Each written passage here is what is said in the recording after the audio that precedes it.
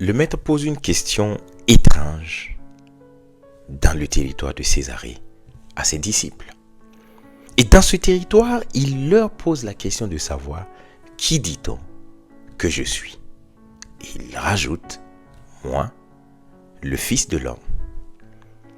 Alors, on va voir plusieurs réponses. Et on va se rendre compte que les disciples du Maître, les disciples de Jésus sont tels des éponges aux perceptions de qui est le Maître aux yeux des autres. Ils vont commencer par lui dire, les uns disent que tu es Jean-Baptiste.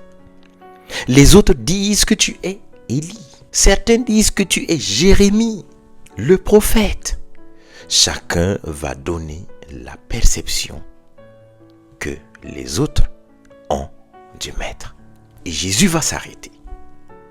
Mais si vous connaissez la pensée des autres vis-à-vis de moi, si vous connaissez mon identité au travers de la pensée des autres, si les autres sont capables de se faire une opinion de moi, et vous qui êtes à côté de moi, qui dites-vous que je suis? Et donc, en fait, toutes ces tournures, c'était simplement de savoir quelle est leur perception propre à eux. Quelle est la connaissance que les disciples les plus proches de Jésus avaient de lui? Et vous, qui dites-vous que je suis?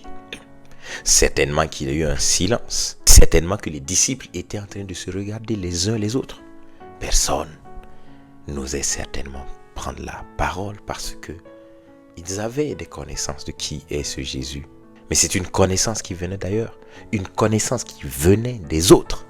Et Jésus dit, et vous, qui dites-vous que je suis?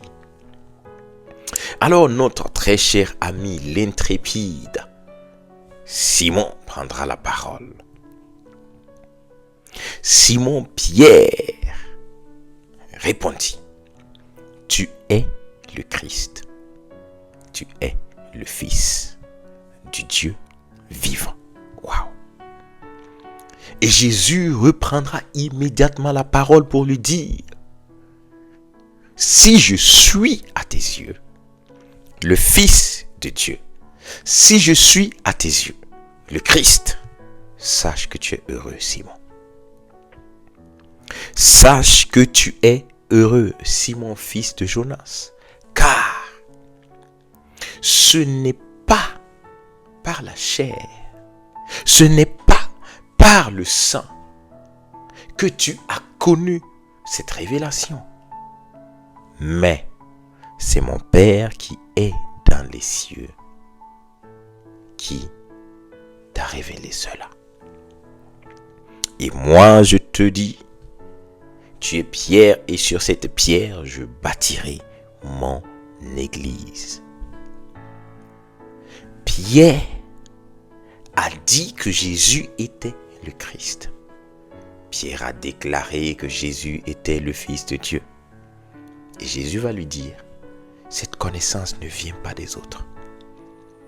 Cette connaissance ne vient pas de l'homme, mais cette connaissance vient de Dieu. Certes, c'est bien d'avoir une connaissance communiquée par les hommes de Dieu, communiquée par les femmes de Dieu, communiquée par les prophètes, les apôtres, les docteurs. C'est bien, c'est normal. Mais toi, quelle est la révélation que tu as de Dieu? Et Jésus était en train d'apprendre à ses disciples et à toi et à moi que la vraie connaissance qui va te sauver ne peut venir ni de la chair ni du sang.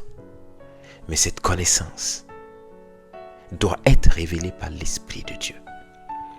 Alors, fais-toi une idée de qui est Dieu au travers des témoignages des uns et des autres. Mais, par-dessus tout, aie une intimité avec Dieu. Aie une intimité avec Dieu. Afin que Dieu te révèle sa personne. Et cela va faire de toi une pierre. Cela fera de toi un homme inébranlable. Et cela conduira le Christ à te donner cette parole de sagesse. Comme ma pierre, tu es pierre et sur cette pierre je bâtirai mon église. Si tu veux connaître ta destinée, si tu veux connaître le chemin de ta destinée, il te faut avoir une connaissance personnalisée de Dieu, que Dieu lui-même se révèle à toi, qu'il te parle au travers des Écritures, que tu te fasses une idée de qui est Dieu pour toi. Ainsi, tu verras quelle est l'espérance qui s'attache à son appel. Que la paix et la grâce de Dieu te conduisent à être un homme éclairé par la lumière de Dieu, qui n'est nul autre que sa parole.